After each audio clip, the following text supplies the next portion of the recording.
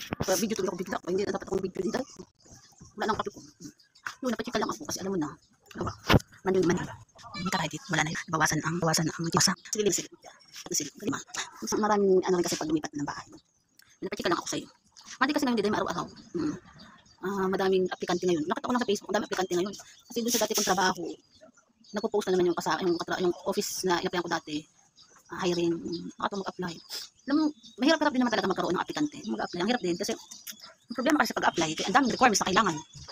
Tapos, pag makompleto man yung requirements mo, kailangan mo pa rin mag-medical. Kailangan mo mag-medical kasi pag hindi ka pa ready sa medical, hindi ka makakatrabaho kasi kailangan nila maging positive lahat ng medical.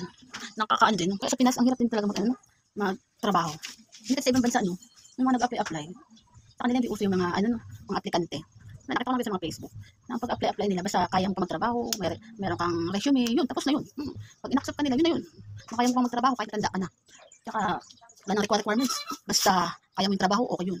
Accept ka agad. Pero sa Pinas, maraming problema, maraming kailangan gawin. Siyempre, kailangan mo makompleto yung mga requirements mo bago ka mag-apply sa agency o sa isang company. Ma-accept ka man sa mga kasi kailangan ko ng mga NBI, police. Okay lang sana kung resume lang ang problema mo, tsaka picture, di ba? Siyempre naman sa Pinas, napakahilig sa mga mga problema, mga naging tawag doon. Kunyari, sa isang company, may mga dinaka o naging problema kapag suntukan o nanguha lang dyan. Yun, kaya marami talaga, kailangan mo pa rin talaga magkuha ng mga NBI, police clearance. Pag mga company talaga, mahirap sa Pinas, di ba? Tapos, ang problema lang kasi, minsan pag medical kasi, mahigpit din, mahal din. Kailangan, may budget ka rin talaga na pera kung mag-apply ka. Bibihira din kasi ang mga company na libre ang medical. Sa mga ibang company, may mga nalilibre din talagang medical. Yun lang, napachika lang ako.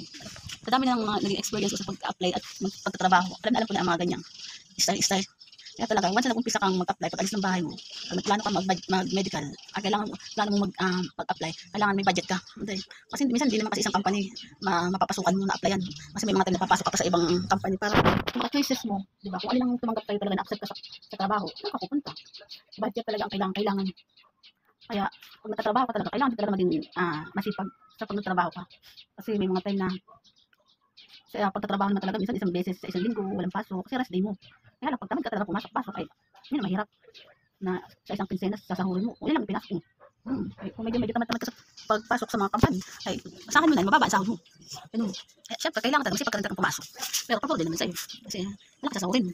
Kaya may mga time din talaga na mahirap din talaga ang pasok. May mga time na sobrang hirap ng trabaho, nakakapagod, masama yung katawan, masakit sa katawan. Kailangan mo rin talaga magpahinga, di ba? Isa magkatigok-tigok ka na sobrang sipag mo naman sa pagtatrabaho, kahit pagod ka na sa sobrang hirap ng trabaho araw-araw. Pag masama ang katawan mo, kailangan mo talaga magpahinga. Dahil hirap kang pilitin ang sarili mo na pumasok, matitigok ka na lang sa sobrang kasipagan mo. Yun lang, napachika lang ako. Yun, siyempre, talaga ang Pinas, kailangan ng mga NBI, police clearance, barangay clearance, mga kailangan ng picture.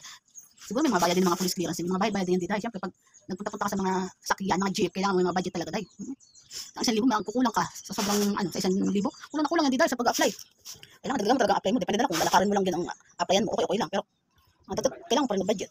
Kung magkano kaya ang ngayon, NBI, mahal din ang NBI ngayon, tsaka police clearance. Pagkuha ng NBI ng barangay at saka ng mga tawag dito, tax pay, may bayad pa rin yun dahil. So nakakalo ka. Siyempre, kailangan pa magpa-xerox. Minsan, pag nagpasa ka ng isang requirements mo, kailangan 3 beses ang kopya. Hindi dahil. Ilan ang requirements mo na bit-bit, kailangan 3 beses mo ipapa-xerox. Ay di pungal. Napakahirap talaga mga budget. Hirap. Siyempre, pag send pa ng picture mo, ay kayo makaka-send ka ng mga ilang piraso. Ewan mo ba? Sila yung ID mo. Ang dami kinukuha ng picture. Ewan ko ba naman sa dami picture ang kinukuha. Tapos hindi dahil. Sa gastos ba naman ang panahon ngayon sa pag-apply, ang hirap talaga. Kaya ayaw ko talaga mag-apply. Ayan ang pinaka-ayaw ko mag-apply kasi ang hirap budget. Tapos ang tagal pa bago mag-umpisa. Okay lang sana mag-budget ka start ka na talaga sa company kay may aasahan ka talaga darating ang sahod pag mga ilang araw.